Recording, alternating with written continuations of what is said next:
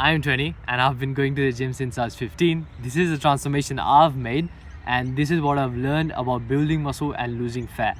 And I'm gonna be like a student like you in this video, and I'm gonna teach you the things like what I've learned over the years of like lifting and just bodybuilding. So the first thing is that fun versus optimization. Fun optimizations versus sustainability. If you're not an actual professional, you're not a pro. Even if you think you go to the gym pride seriously, you're not a pro. If you're not a pro like me, going to the gym and fitness should be as fun as possible. Why? Because when you do go to the gym and it's actually fun for you, guess what? You keep going to the gym and you stick to it. And when you stick to one thing over a long period of time, you're gonna be better at it. Isn't rocket science. So instead of like optimizing your gym sessions for maximum muscle activation, whatever, how about you optimize it for fun? So right now what I'm doing is I'm trying to change up my exercises to make them as optimal as possible. But I'm doing it for different reasons. Why? Because for this channel, and because I want to be a massive ass fitness influencer. So that's one of my reasons to go to the gym and get more fitter. Your reasons to go to the gym is probably going to be because you want more attraction from girls, which is fine, completely fine. I started off because of the same reason. But so if you want to go for that reason, you got to make gym as fun as possible. And how do you do that? You pick the exercises that you enjoy doing, not the ones which are most optimal. So you don't need to perform the Jeff Nippard bicep curls with the cable at the back. Even though if they do the most muscle activation, those are not gonna be the most fun. What's gonna be the most fun? The easiest shit to do, the preacher curl machine. If that's more fun for you, if it's more fun for you to just use the dumbbells because they're easy to use, you just pick them up and just curl them. Maybe not the fucking whole machine thing where you just lie down on the ground and you pick it and you're doing this with what, and you try to keep your neck straight the whole time. Like for me, I'm doing lateral raises in a weird ass way. Even to do lateral raises, I need a fucking bench to like. So I'll get like an inclined bench and I'll just lie across and just do lateral raises like that, like chest supported lateral raises. You don't need to do that.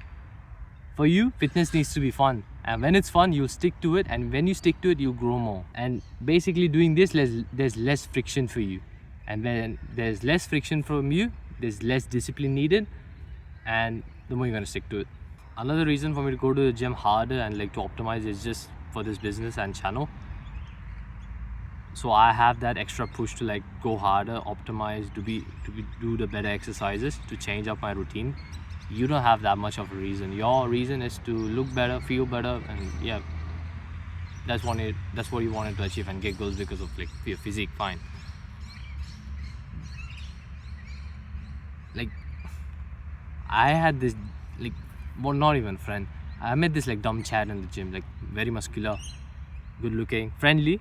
And I asked him, bro, what's your split like? He's like, what? I'm like, what's your split? It's like, he's like, what's the split? Doesn't even know what the split is. Because he's not fucking autistic, he's optimizing for fun and he's still fucking big. Do you understand? If you just want to get big and have so much fun, you can still do it by training what you feel like. Every single day, you can ask yourself, what do I feel like training? Of course, still having a structured workout routine is gonna get you further. But you can just ask yourself, what exercises do I feel like doing? I don't really want to do bench press. I really want to like go hard on the chest press. Go hard on the chest press. Because it's better than not doing anything at all. So over the years, I've come to understand that pain is constant. Pain as in discomfort. When you are growing, as in you're building muscle, you're in pain. During the sets, you're in pain. When you go home, you're sore. While sleeping, you sometimes get cramps. You are in pain. When you're stagnating, you don't feel your physique is improving or you're losing more fat, you feel discomfort, mental. You're in pain. And when you regress as in go down, you are in pain. Why? Because you went down, you suffer. your results are gone away a little bit, and you're panicking a little bit. That's pain. Pain is constant. It's all fucking painful. You gotta understand that. What pain do you want to have? Like, do you want the pain of success, which comes due to the pain of discipline, or do you want the pain of regret? Choose the pain of discipline if you want the results that you want, which is fat loss transformation. Like, a bodybuilder randomly eats a cheat meal. It's not even refeed. It's not even a refeed day. He randomly eats a cheat meal, eats extra than he's supposed to. Even while eating the meal, he'll kind of feel bad. Why? Because he's constantly thinking about this is more than I'm supposed to eat. It tastes so good, but it's not my diet. Like, he is suffering while he's eating the meal, and he will suffer afterwards because he doesn't get the results that he wants. Suffering is constant, because if he doesn't eat the cheat meal, he'll feel like, I really want the cheat meal but I can't have it. He is in pain constantly. So pain is constant. You gotta understand that. Throughout the journey of your fitness and getting a better physique, looking fucking better, getting more attraction from other people, pain is gonna be constant. You gotta choose what pain you want. Choose the better pain of discipline. Were you ever ungrateful that you were disciplined? Like, are you grateful for discipline? Fuck yes. Always yes. Yes. Okay, I'll give you a story. So, just before me and my ex broke up, I asked myself, do I want to experience the pain of breaking up with her? Or do I want to experience the pain of her someday cheating on me? She had the symptoms of like doing that. So I asked myself, what pain do I want? Because she would go out, she was the party girl. What pain do I want? Breaking up or her doing some dumb shit? What pain do I want? I immediately answered it within a second, the pain of breaking up.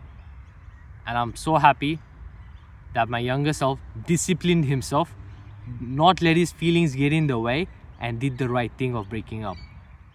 Okay, then the question comes, do I break up now or in 3 months from now? Do I let the pain come in now or do I let the pain come in 3 months from now?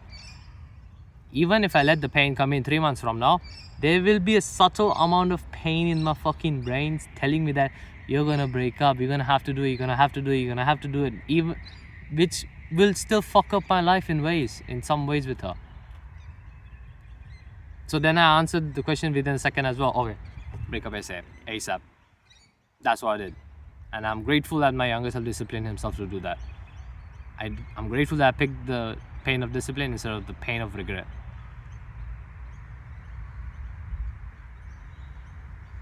No one is going to motivate you as much as you motivate yourself. No one is going to. Because no one is going to be with you 24/7 to tell you what to do and the things you need to do to achieve what you want. Why? Because people are self-centered and they look after themselves first before they look after others. The good thing about that is that you can look after yourself 24/7. You can be with yourself 24/7. You can be in your own mind, motivating yourself, telling yourself good things about the shit you want to achieve and the shit you want to do. That's the good thing about motivating yourself. But you also need to have your fucking insecurities and inadequacies pointed out usually. No one is gonna come into your fucking house and tell you how bullshit your physique looks, that you don't get any attraction from the opposite gender, or that none of your friends respect you because you look like a flabby piece of shit.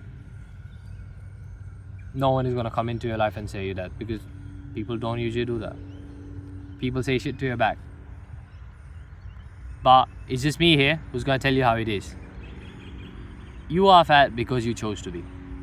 You are fat because you are complacent and you chose to put the fucking Mexican in your mouth when you're not supposed to. And this has caused you to lose self-respect within yourself, and when you do lose self-respect within yourself, that you don't carry yourself as high, and when you don't carry yourself as high, people don't respect you. Neither do women, neither do men. They don't respect you when you don't carry yourself as high. And of course, looking better and feeling better about yourself affects that. Like, take your friends' criticism seriously. I'll tell you a story. So, yesterday or something, I met like an entrepreneur for the first time in my life. Like, who thinks pretty similar to myself, and he's like, okay, you have gone through XYZ, bad things that have happened to you. Well, what are you gonna do about it? And I'm like, what do you mean? What am I gonna do about it? It's like he's like, are you the victim of your circumstances, or are you the victor? Are you gonna achieve something despite what's been happening to you, or are you gonna fucking be the victim and fucking whine? And that shit really opened my eyes, and I implemented that fucking criticism right fucking now, and I'm still recording videos. Why should I quit recording videos if some few things don't go my way? Why?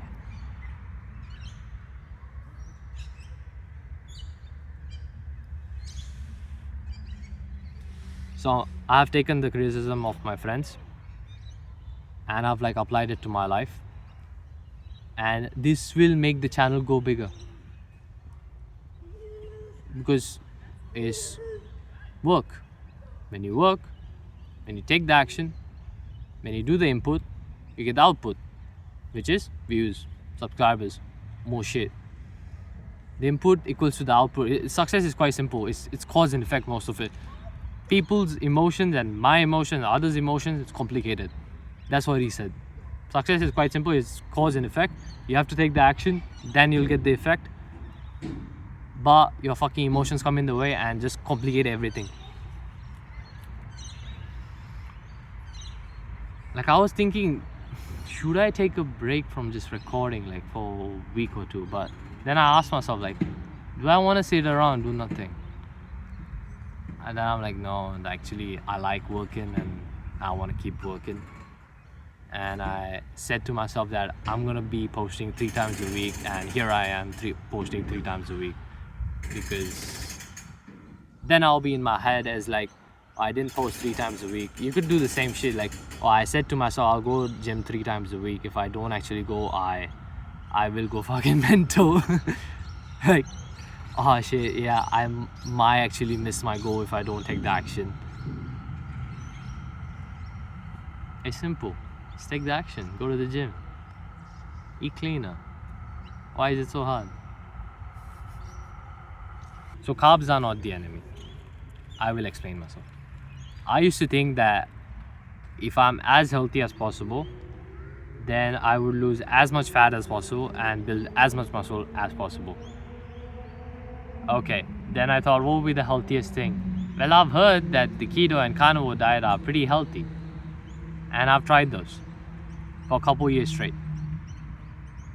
Then I come to realize that no, motherfucker, if you want to do bodybuilding and you want to actually have success in this industry, you're gonna have to go full bodybuilder mode and eat carbs.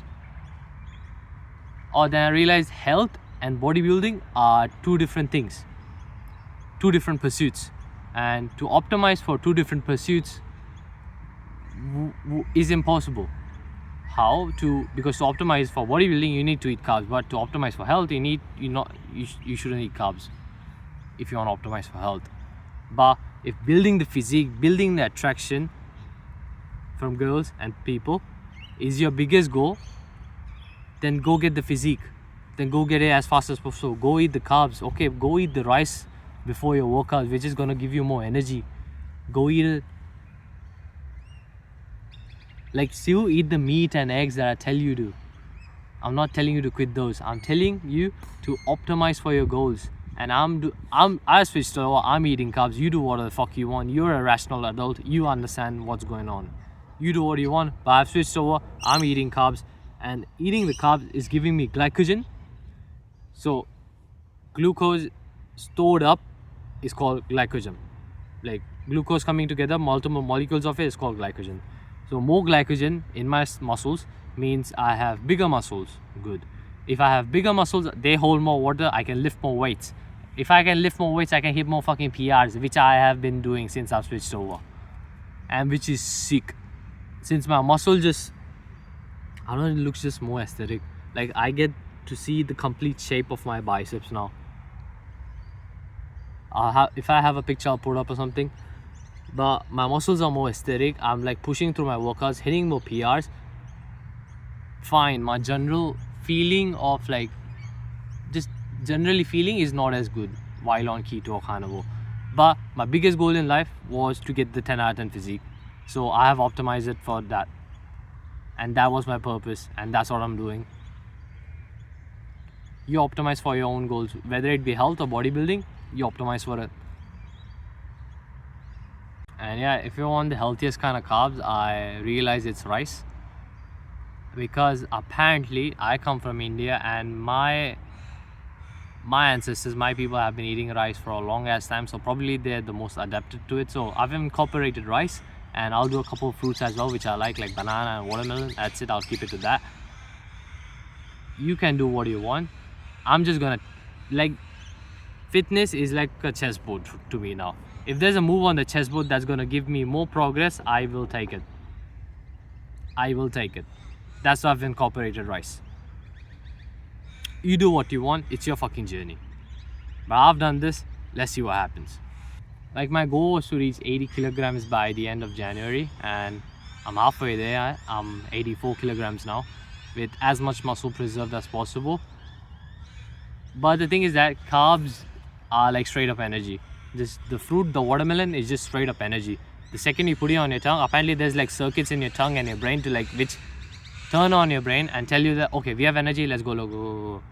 That's what happens. So carbs are straight up energy, and when you take on energy and you don't use it, it's gonna stagnate in your body, kind of like stagnant water in a fucking puddle, and it's gonna fucking smell, and you're gonna store it as body fat. That's how you get pudgy. Because I used to play video games and just sit there and just eat my Doritos. No wonder I got fucking obese during COVID. No wonder. Energy drinks and pre-workouts. So previously I used to be I'm not gonna take energy drinks or pre-workouts because they are not healthy for me, they're gonna give me cancer. But motherfucker, you look like a fucking bag of milk. That's what I thought. Then I'm okay, what do I want to choose? Health or bodybuilding? I answered within a second, bodybuilding. Why? Because that's the biggest goal in my life, because that's what I achieve more in. So I'm taking pre-workout now, I'm taking white monsters out. They make me feel so fucking good in the gym, and I hit more PRs and I lift better. Guess what? I'm building more muscle because of it. Guess what? I'm gonna be further than you in your physique. This is what I'm doing, and I'm documenting it. You do what you want. I'm not giving medical advice, but you can try getting an energy drink, like a white monster, and if you really like it, perhaps invest into a pre-workout as well. Okay, fine, the current one I'm using, I'm quite new to it. It's called Musashi watermelon flavor. It's got 180 grams of milligrams of caffeine, which is not much, because I've seen pre-workouts which are around 250 milligrams of caffeine. Those seem more fun, and which with even better formulas, more beta-alanine, more citrulline, and more citrulline malate. But this is the one I could afford right now, so that's what I got. I don't know if I have it in my bag. Yeah, I'll bring it for you, wait.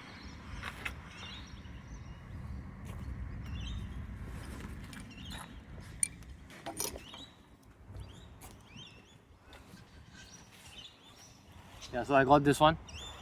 It's called watermelon flavor. 182 milligrams of caffeine. Really good, really fun. Invest into a pre-workout. Get a white monster as well, and you'll feel better doing your workouts and lift better.